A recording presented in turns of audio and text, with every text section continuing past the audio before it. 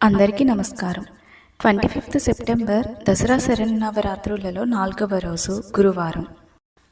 అమ్మవారు శ్రీ కాత్యాయని దేవి రూపంలో మనకు దర్శనమిస్తారు. ఈరోజు అమ్మవారిని పసుపు రంగు చీరలో అలంకరిస్తారు. రవ్వ కేసరిని నివేదన చేస్తారు. మందారాలతో పూజిస్తారు. శ్రీ కాత్యాయని దేవి స్తోత్రాన్ని పఠిస్తారు.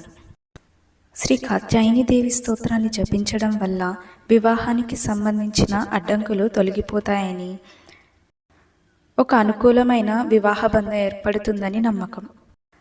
అడ్డంకులు మరియు ప్రతికూల పరిస్థితులు తొలగిపోయి జీవితంలో వివిధ అంశాలలో విజయానికి సున్నితమైన మార్గం లభిస్తుంది.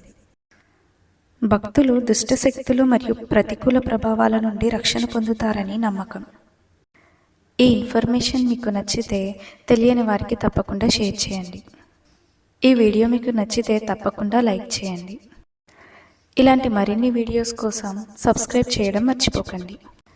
మీ విలువైన అభిప్రాయాన్ని మాకు కామెంట్స్ రూపంలో తెలియచేయండి. మీ కామెంట్స్ మాకు ఎంతో ప్రోత్సాహకరంగా అనిపిస్తాయి. Thanks for watching.